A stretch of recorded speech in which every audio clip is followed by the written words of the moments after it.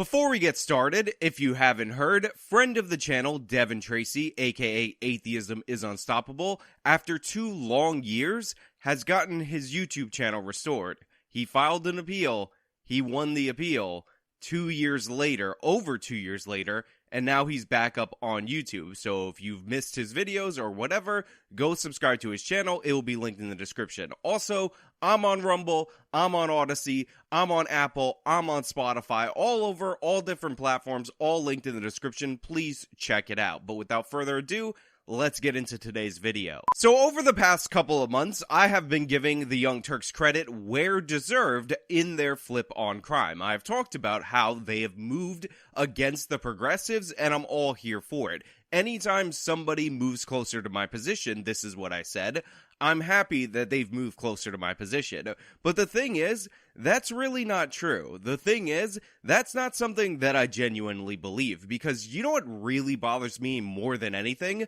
Somebody who agrees with me and is also incredibly sloppy and incredibly wrong. Somebody who disagrees with me, they're wrong about everything. Great, awesome, stellar. I get to make fun of them. We all get to laugh. We all get to pop a beer. We all get to have a good time. However, Ana Kasparian recently dropped an op-ed in Newsweek of all places talking about how progressives need to stop gaslighting on the issue of crime. And while I love the spirit, while I am supportive of Ana Kasparian in this regard, it took 2 paragraphs for me to find something unbelievably, crazily wrong in this article. But before we get into that, this video is sponsored, so let me throw it to the sponsor, two-handed toss with the throwing motion right there. Then we'll bring it back over here and we'll discuss everything on the other side, and you'll enjoy it. Or else. Are you aware that the aging process really starts to set in at age 25? You actually lose about 1% of your collagen per year, and if you want to test whether or not you're losing it, try pinching your skin. If it bounces back right away, then you're good. But if not, which is most likely, then you might be in need of a supplement. And luckily for you, I'm partnering today with liquidgoldajw.com. This amazing collagen powder has 5 different types of key collagens in order to help you restore the youthful glow, combined with turmeric, which has also been shown to help aid in reversing the aging process. And luckily for you, you could try this amazing formula for 51% off at liquidgoldajw.com, 60-day money-back guarantee. So Ana dropped this article on Newsweek. It is an op-ed. As I said, it says, "My fellow progressives, we need to stop gaslighting on the issue of crime." There's a nice photo of Ana Kasparian right there. You can see that she wrote it, and I'm happy that she's doing this. However, I do want to point out that the progressive position, essentially in the United States of America, is in fact to deny crime. So what Ana Kasparian is actually saying is that, oh, so you said that it was a white guy. What happened? She's moved away from the progressives on the issue of crime. This is a losing issue for the left. She actually regrets some of the ridiculous positions that she's taken about the criminal justice system.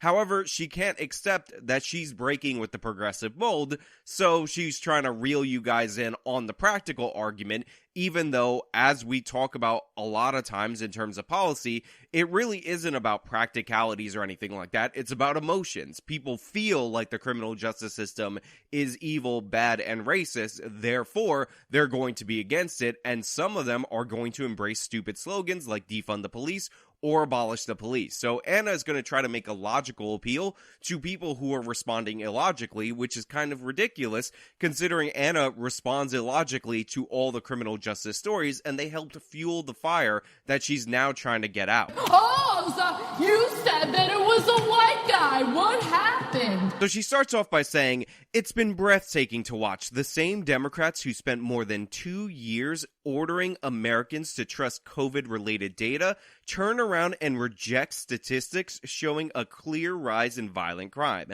A crime wave may not be convenient for the party in charge in the countdown to Tuesday's midterm elections, but that doesn't make it any less real." Now, I've talked about on this channel, maybe I was going a little bit tinfoil hat when I did discuss this, about Ana Kasparian using rhetoric that she seems to have obtained from me directly, and this paragraph is a perfect example of her describing the phenomenon of crime denial. Now, I'm not saying Ana Kasparian watches all my videos, even though everybody online watches all of my videos, but I do think the one where I defended her is a video that she saw because there's precise verbiage that I use related to criminal justice that appeared in that video and then appeared in Ana Kasparian's explanation of certain issues. Well, first of all, the purpose of jails, the purpose of prisons is to incapacitate the criminals, remove them from general society so that they stop reoffending in general society. Prisons and how they need to be reformed. Like, if we don't provide ways to rehabilitate people as they're incapacitated, as they're in custody,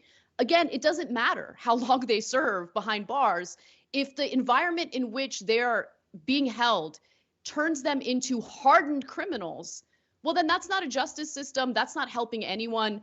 I know that there are some people out there who think, well, the prison system is not about rehabilitation. It's about taking people who pose a threat to public safety, taking them out of that environment and incapacitating them and punishing them. Now, that's neither here nor there, or as the professionals like to say, that's neither nya nor nya, but it is very important to note that this first paragraph, totally in agreement with Ana Kasparian. The FBI's newly released annual crime report, which isn't even complete, estimated that 2021 saw 22,900 murders, bringing the nation's homicide rate to 6.9 per 100,000 people, the highest number in almost 25 years. Following a 30% spike in homicides between 2019 and 2020, cities like Philadelphia, New York, Los Angeles broke annual homicide records, and there's been an uptick of other violent crimes like armed robbery and aggravated assault. So this is where I run into problems with people like Ana Kasparian jumping on board to my side of the issue, because this paragraph, while it does have some statistics that are accurate, ends with a premise that is just absurdly false, and it just goes to show you that no matter what side of the issue Ana Kasparian is on, she's just throwing out random crap that she feels that's not backed up by evidence. Now, first things first, the 30% year-over-year increase from 2019 to 2020, which was driven largely by the Black Lives Matter riots that Ana Kasparian supported, is the largest year-over-year increase in American history. And the city of Philadelphia, under Krasner, somebody who was supported by Ana Kasparian and the Young Turks, one of these district attorneys that is actually a public defender that's endorsed by Sean King, George Soros, etc., who refuses to prosecute anybody, did cause record homicides in Philadelphia. That is a fact. They do have a record. Here is the chart. It's an all-time record, and by the way, their population isn't even at peak, so this is an all-time in terms of raw numbers and also per capita homicides. That being said, Ana Kasparian is just dead wrong about New York City and Los Angeles having an all-time spike in homicides. And to give you an idea of how wrong she is, here is a chart all-time of New York City's homicides. You can see in one year in particular, the city of New York actually had over 2,100 homicides. This was the darkest times in the city that I currently live in. And last year, they had around 450 homicides, or 2020, which is the year that we're talking about. 450 is not the same as 2,100, Anna. Those numbers aren't even close, and Los Angeles tells a similar story. The big problem that I have with being wrong about something like this when you're advocating for my position is that New York City actually did see a very dramatic increase in homicides post the George Floyd riots, in that we went from a city where around 300 murders happened a year, which, by the way, is in a city of 8.5 million. Philadelphia and Chicago beat New York in raw numbers, even though they don't have anywhere near the same population, to a city with 450 murders year over year. And consistently, we were at around 300, aka New York City was the safest big city in the United States of America by far. So we did have a dramatic increase. I believe the number range is somewhere around 47%, which is the largest year-over-year increase in the city of New York, maybe in its history, but at least in the modern history of the city of New York. That's a big enough deal on its own. You don't need to inflate that and say that's an all-time record, but Ana Kasparian is too sloppy, so she did. And Los Angeles, by the way, did the same thing as well. So already in the second paragraph, if you care to fact check, you'll find out that Ana Kasparian is 1 for 3 in cities with record murders, and that kind of sloppiness is going to end up exposing her to a situation where people can dismiss the rest of the article, which will also lead people to dismiss the crime wave that actually actually is a problem. Now, Ana also puts out a tweet from a guy called Jesse Drunker, don't know of him, and he says this chart is extraordinary because it puts murders back to where they were 25 years ago. Again, it puts it to the range of where it was 25 years ago, not exactly back to where it was 25 years ago, but, you know, I guess to Ana Kasparian, a difference between 7.4 and 6.9 per 100,000 is not that big of a deal, even though statistically, yes, it in fact is. Now, Ana goes on to write that it's no wonder that 61% of all voters, including 8 in 10 black voters, told Pew Research Center that violent crime is a very important issue for their midterm votes. Yet all they get from Democrats is progressive gaslighting. In an interview with MSNBC last week, Governor Kathy Hochul brushed off concerns about public safety as nothing more than a conservative conspiracy to brainwash Americans into thinking they're less safe.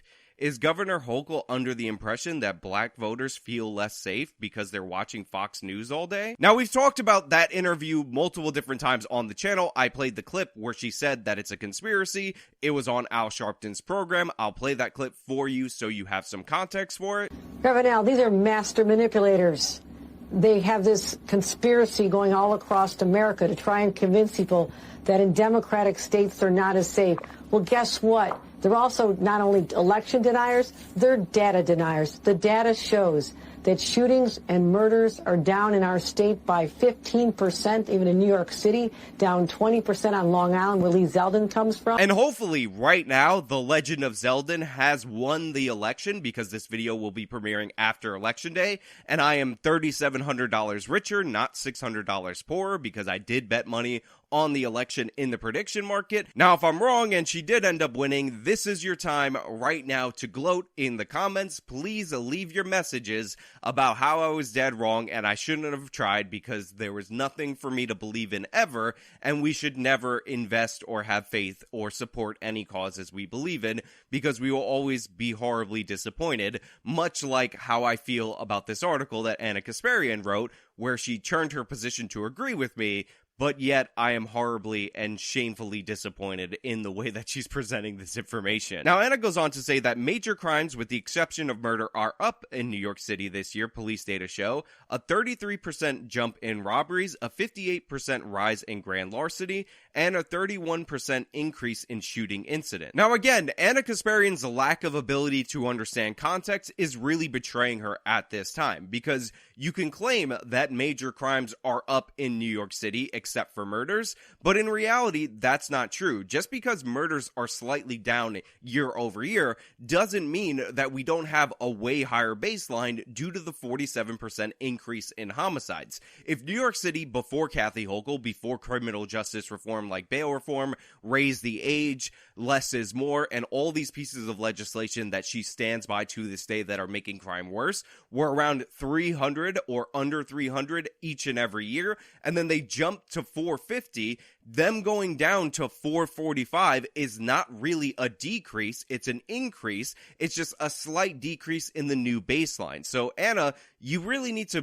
get better at contextualizing what we're talking about, and again, I refer you to charts related to murder so you can understand how bad things actually are in the United States of America overall, but in New York City specifically. It's not record-breaking, Ana. We're not over 2,100 murders. You're still wrong about that. But it's not a decrease. Since Kathy Hochul has taken office, there's been a clear trajectory of homicide going up. And even if you say that 2020 was an outlier year, the fact that we're stabilizing around where that outlier year was is not a good thing. We should be returning back to what was normal, and that's not happening. We should be continuing the trajectory downward in terms of homicides, and the exact opposite is happening. Hochul's comments on MSNBC show. MSNBC show? Really, Ana? Really? How about Hochul's comments on MSNBC, were so woefully tone deaf that she was forced to walk them back in a subsequent interview on New York One in a 180-degree turn, reminiscent of another progressive forced to confront reality. I never thought I would be the copyright editor for Ana Kasparian and Newsweek, but yeah, it really seems like she kind of plopped this article out there without fact-checking or even doing the spell and grammar check of what she was writing. During a debate last March, Democratic candidate for the LA mayor, Congresswoman Karen Bass, was asked to rate how safe she feels in the streets of Los Angeles. "I do feel safe," Bass answered. On a scale from 1 to 10, Bass rated her perception of safety as a 10. That all changed 5 months later after 2 people burglarized her home and stole 2 of her guns. "My safety has been shattered," Bass admitted, revising her personal safety rating to a 5 out of 10. Now, Ana goes on to add that the ordeal that Bass experienced was unlawful, yet she was lucky. She wasn't confronted by armed individuals, as many Angelenos have been, in a new trend of follow home robberies, which authorities say involve 17 different gangs in the city. Now look, I don't want anyone to be victimized by crimes. I don't want anyone to be hurt, and I for damn sure don't want anything bad to happen to politicians. When Paul Pelosi was confronted with a crazy person who had political beliefs all over the map, was taking psychedelics, and went crazy, everybody tried to use that to blame one political party, and I don't think that's healthy for the country.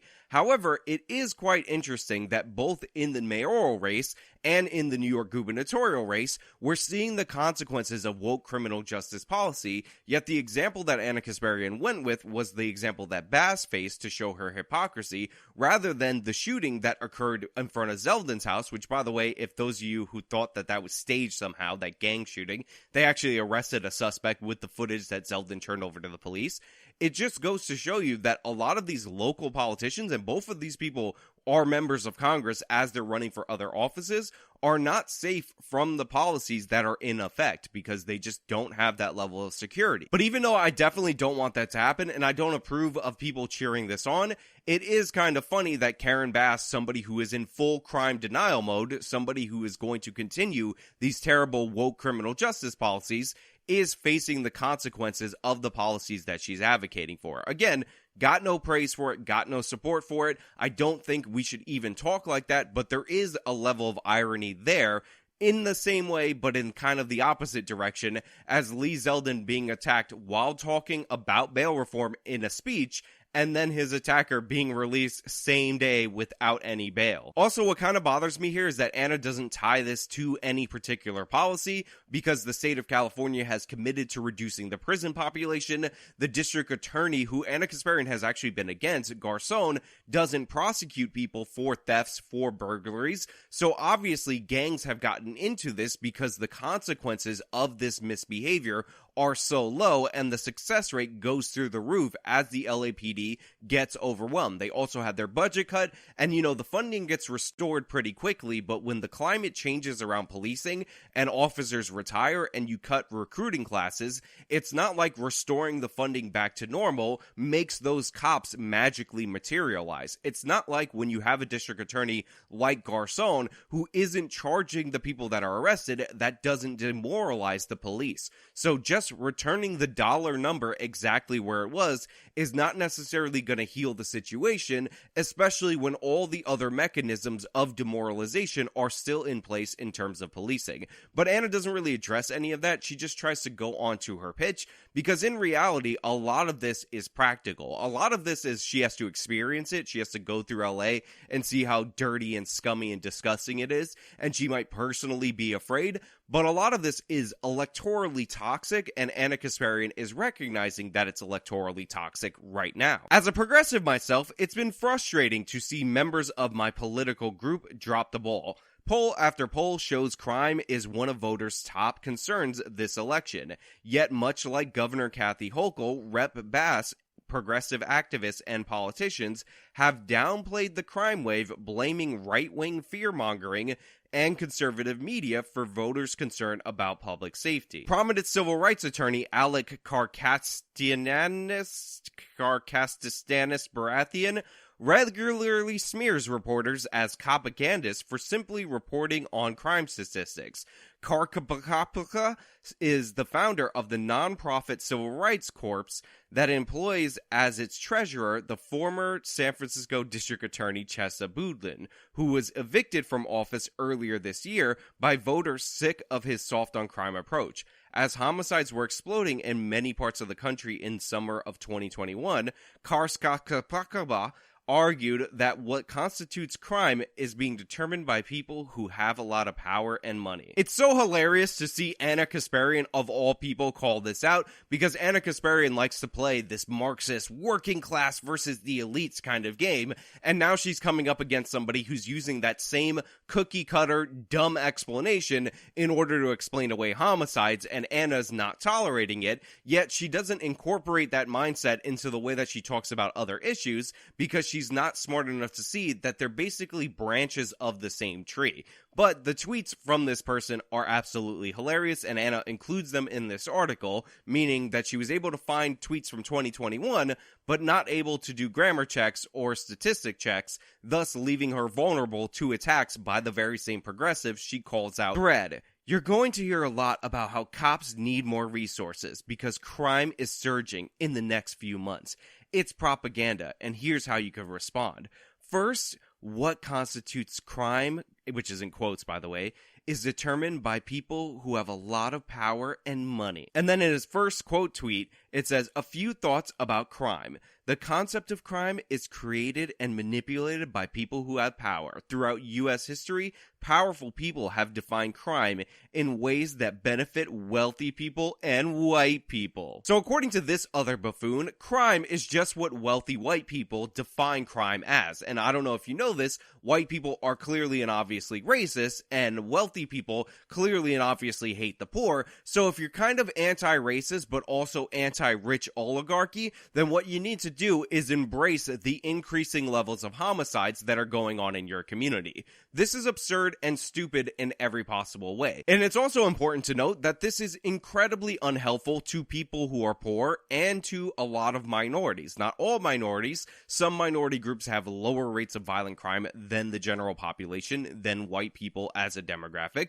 But minorities like black people have higher rates of violent crime, significantly higher, and higher rates of victimization. But more importantly, you can't have economic development without law and order. Nobody's going to want to invest in a neighborhood, open a store, help out the community by actually bringing economic prosperity to that community if things are going to get stolen and there's no consequences for it. If you wanted to fight poverty, the greatest anti-poverty program you could possibly do is lower the crime rate, because that lowers insurance premiums, that actually attracts big box stores that sell things to the community at cheaper prices. Those stores are more vulnerable to shoplifting due to the fact that their whole business model is selling you a lot of things at low profit margins because they're profiting off the volume they're delivering to you, and if certain amounts of stuff get stolen from that store, they can't function. This is one of the reasons why in bad neighborhoods you typically see smaller convenience stores that charge higher prices, and those smaller convenience stores that charge higher prices are actually less profitable. So yeah, if you want to fight poverty, if you want to fight inequality, then the first thing you need to do is fight the unequal crime in these neighborhoods, because that will lead to economic prosperity. Remember, crime is not caused by poverty. Crime actually drives poverty in a lot of places in this country. And the denial of that, the failure to recognize that, doesn't solve any problem. Essentially, and I know I've said this time and time again, this guy is arguing that all criminals, I don't know if you know this, are actually Aladdin. They're Disney's Aladdin, the lead of that movie, who may be riffraff, he may be a street rat, but if you look a little closer, he actually has a heart of gold. If you just give them 3 wishes, then they will reach economic prosperity, and until then, because they're poor, they're going to sexually assault people at higher rates, because obviously when you have no income, you gotta push people into the subway. Meanwhile, last year, progressive Congresswoman Alexandria Ocasio-Cortez, Ana Kasparian just calling out everybody, similarly minimized concerns about the surge in crime in New York City at a virtual event with Rep. Jamal Bowman, expressing fear that the crime stats were headline-driven hysteria at a time when New York was one of 12 major cities experiencing a devastating homicide surge. In reality, the right's messaging on crime is potent because the crime wave is real and it's negatively impacting the lives of the same minorities and working people the left claims to represent. Now again, here's where I give Ana Kasparian credit. She's calling out people that she has previously been well aligned with, that she's previously run cover for, and talking about how the right's messaging on crime is working because the crime wave is in fact real. Now Ana will deny that the solutions that the right proposes are actually workable, but the thing is, people believe in those solutions, and when you have the other side talking about how it's just hysteria, nothing to worry about, or saying that crime isn't as bad as it was in the 1990s, that's not really a good sell, because crime doesn't have to be as bad as the worst time for crime in American history for you to be concerned about it. A significant increase, the beginning of a trend, is something that you should head off and address. On top of that, in certain cities in the United States of America, like Philadelphia, who I keep harping on, crime is as bad as the 1990s. Record homicides. Larry Krasner's woke criminal justice policies, just from the district attorney's office, have driven Philadelphia into the worst period for murders in the history of Philadelphia. That is amazing. It's unbelievable. We talked about the 2,100 murders in New York City in the 1990s and how through a dramatic spike, we've hit 450 in the city of New York, and that's a huge increase. That's a fifth of the record. Philadelphia has passed the record, and remember, the 90s was peak crime nationwide, so it was an overall trend, including in Philadelphia, and they're worse now than they were then. Now, Ana also goes on to talk about how Minneapolis actually put defund the police on the ballot, which wanted to replace the police department with a new reimagined version of public safety. And when they actually did the vote, they did the ballot initiative, 56% of voters rejected the proposal, including 78% of black voters, and this is despite the fact that the defund side had about $3 million more spent on this campaign than the pro-police side, the pro-common sense side, the pro-not-insane side. Now, by the way, one of the reasons why black voters in particular are not into defund the police, and the Minneapolis poll results actually track black voters nationwide,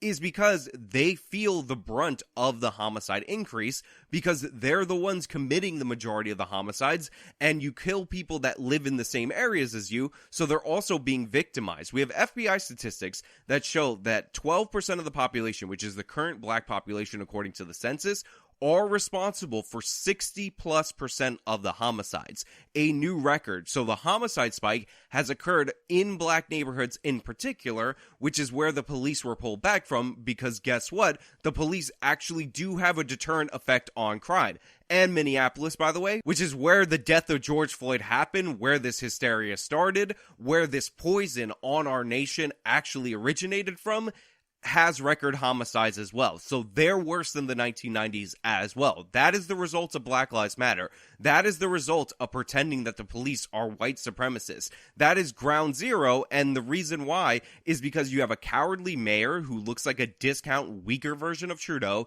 and you had Keith Ellison as the AG, who did everything and anything possible to aid the narrative in order to undercut the institution of law enforcement. These are the consequences of that. By the way, Minneapolis also going through outrageous numbers of carjackings and all other problems. And again, this is with an entire city council that voted to defund the police, and by the way, has doubled their budget for their own personal private security. And it's been rejected by a majority of the voters, including nearly 80% of black voters.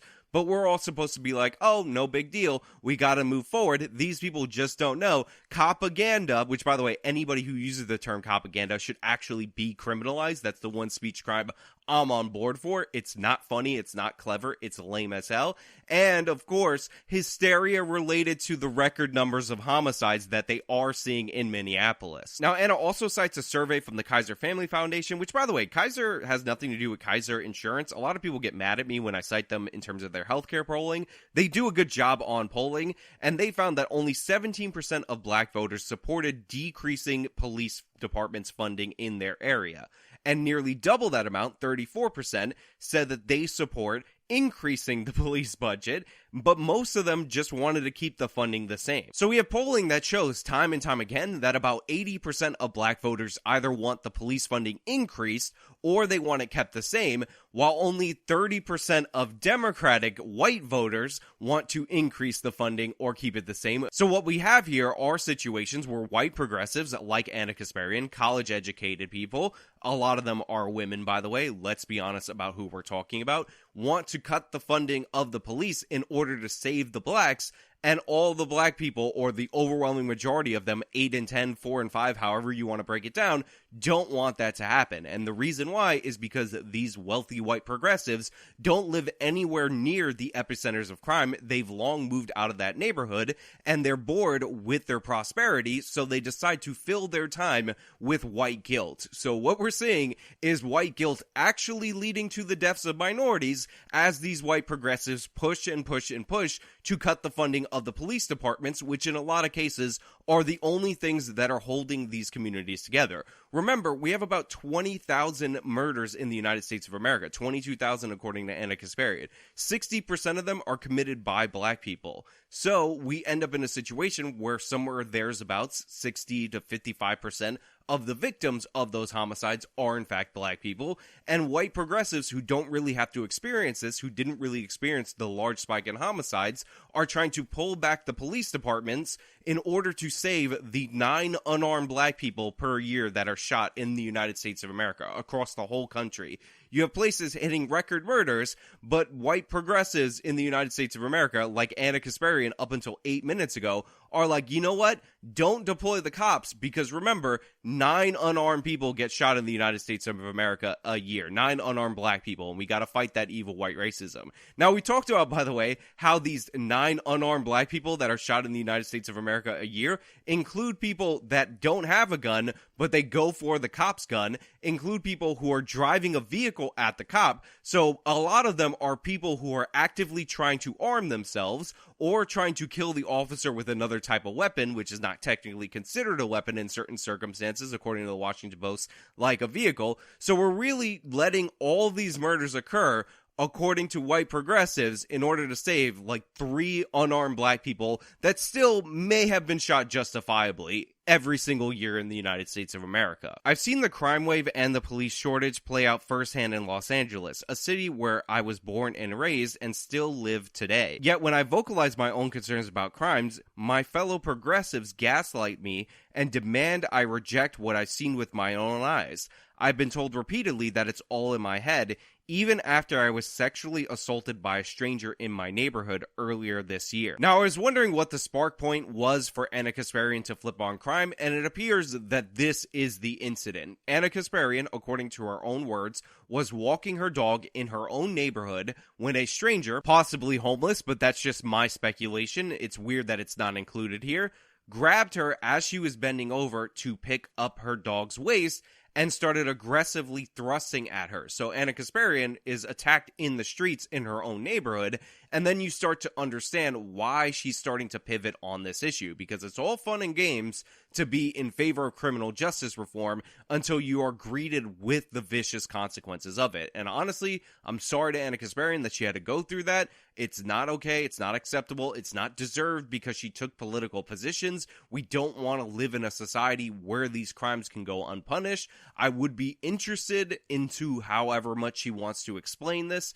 in this guy's previous criminal history, if that had anything to do with it. But it's a horrible situation, and it's shocking because Ana Kasparian has lived in LA her whole life, and it appears nothing similar to this has ever happened to her, and that has caused her to give pause to previously stated positions. And the way that the progressives are viciously attacking her just goes to show you how fraudulent Me Too was to a lot of these people. They don't care about this or that allegation. They don't care about this or that event. What they care about is causing problems for people who step up and speak out against their political positions. So in this regard, Anna's statistical errors and all that stuff, we set it aside. We are with her on this, and I hope justice is done to that person. And unfortunately, because they have that district attorney that doesn't prosecute anybody, I don't look forward to the prospect of hearing any good results from this case. Now, Anna goes over a bunch of different stories about different people who are in the working class who are victimized by these criminals, like somebody who's a custodian.